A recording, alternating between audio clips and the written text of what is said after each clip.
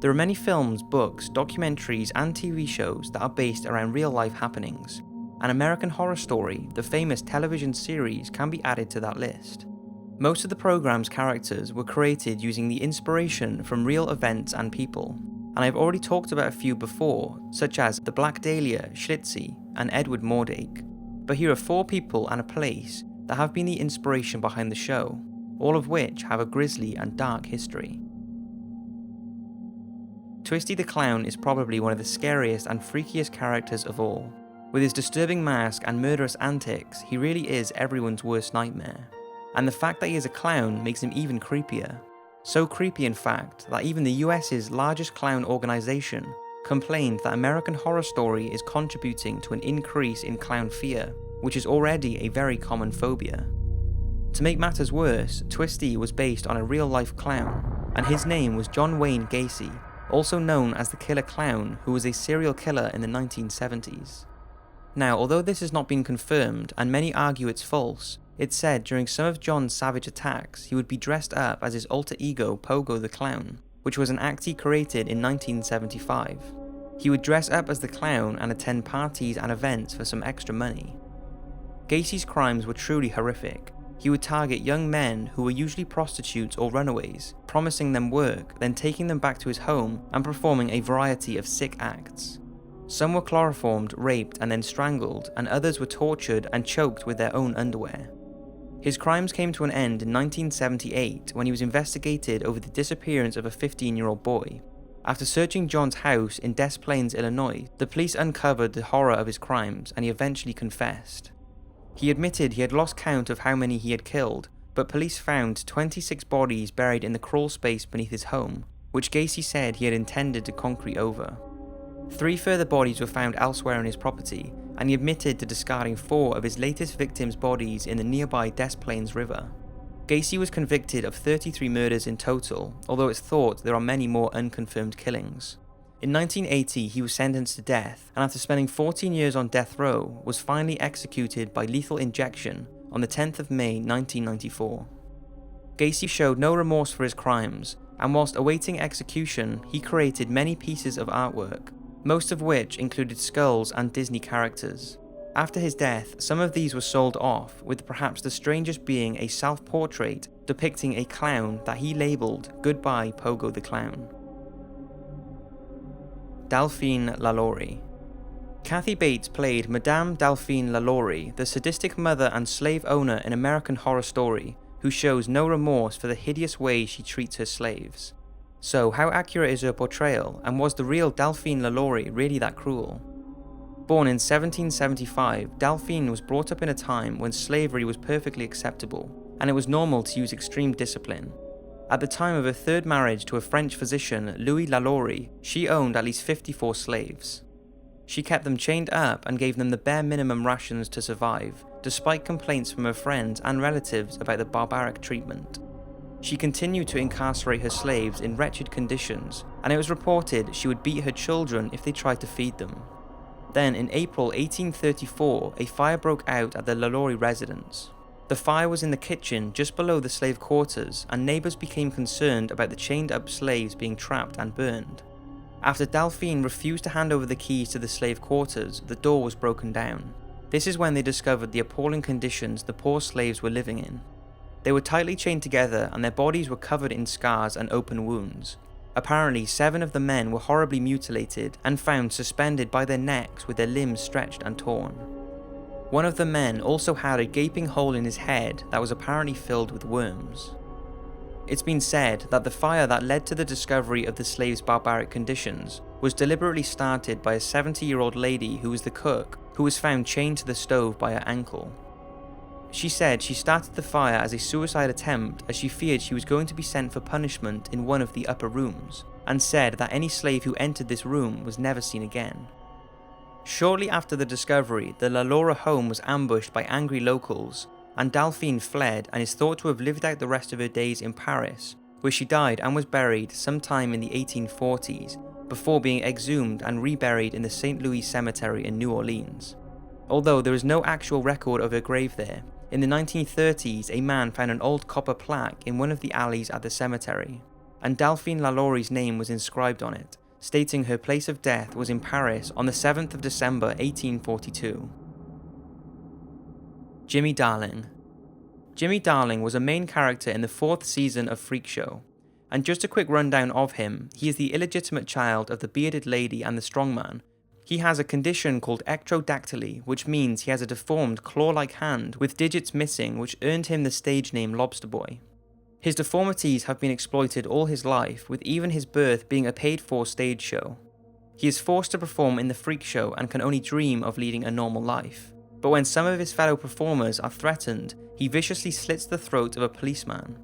His life spirals out of control when he is accused of being a mass murderer, and in a cruel twist, the lawyer trying to prove his innocence cuts off Jimmy's hands and sells them to the Museum of Curiosities.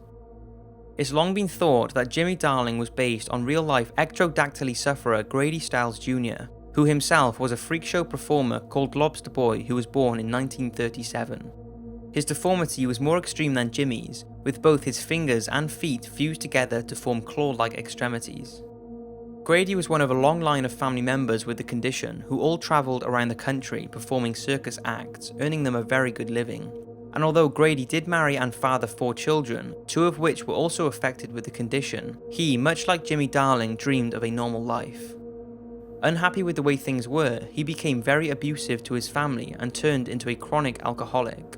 And although unable to walk due to his deformity, he had developed incredible upper body strength, and this strength combined with his violent temper and alcoholism made him a very dangerous man. Things took a more violent turn after his eldest daughter got engaged to a man who Grady did not approve of, so he shot him with a shotgun on the eve of their wedding and killed him. Due to his disability, Grady was not jailed for his crime and instead was given 15 years probation. For a short time he stopped drinking and remarried his first wife, but soon fell back into alcoholism and became even more abusive, until in 1992 his wife had had enough. She paid a 17-year-old $1,500 to kill him.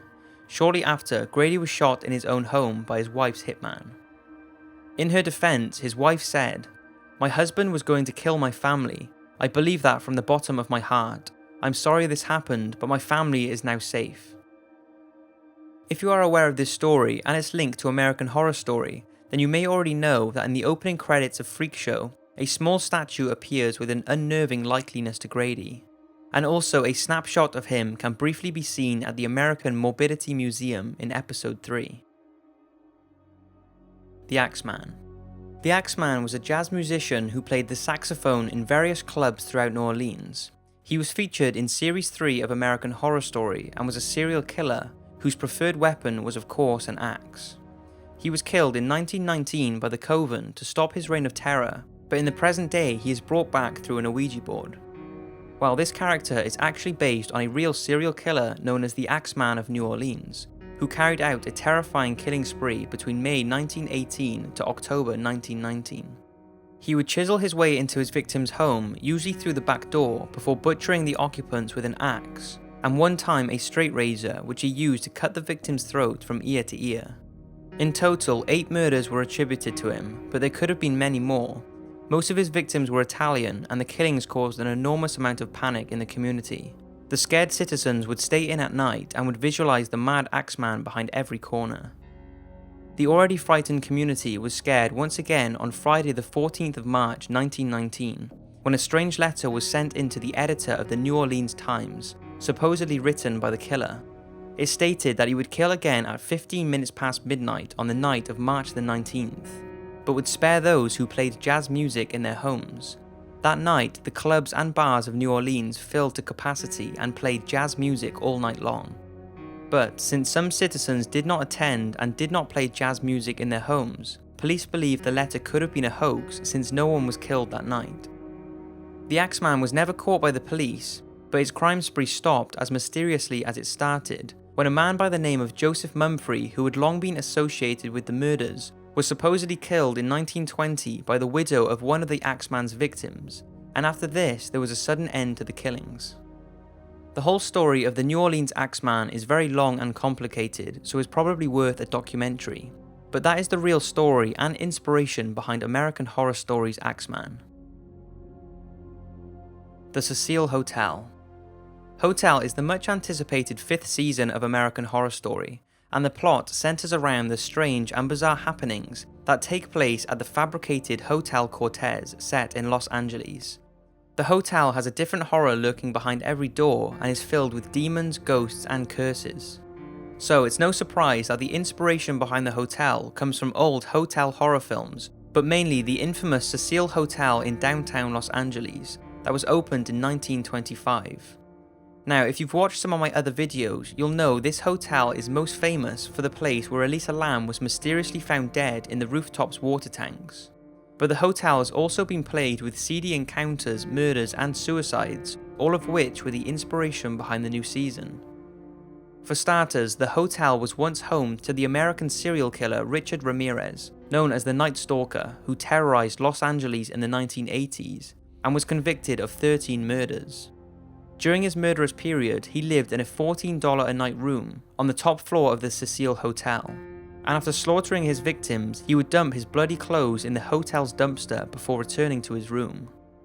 Another serial killer, Jack Unterweger, stayed at the hotel in 1991 for 5 weeks, and during this time he murdered 3 prostitutes by strangling them with their own bra straps. In 1964, Goldie Osgood, also known as Pigeon Woman due to a love of feeding birds, was found stabbed, raped, and strangled in a ransacked room at the hotel. And to add to the hotel's reputation, her murder still remains unsolved.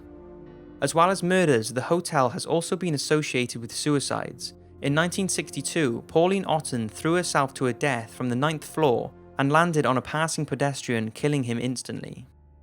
The hotel has also been a place where ghost enthusiasts go to investigate, and Ouija boards and demonic rituals are a common practice there. The Cecile Hotel has since rebranded its name to Stay on Main, but this certainly hasn't stopped it from being a ghoulish tourist attraction. And with this new season of American Horror Story, the hotel has been filled with hordes of fans, often requesting to book the room Elisa Lam stayed in before her mysterious death. So that's 4 people and a hotel that was used as inspiration for the program American Horror Story. I hope you've enjoyed and see you in the next video.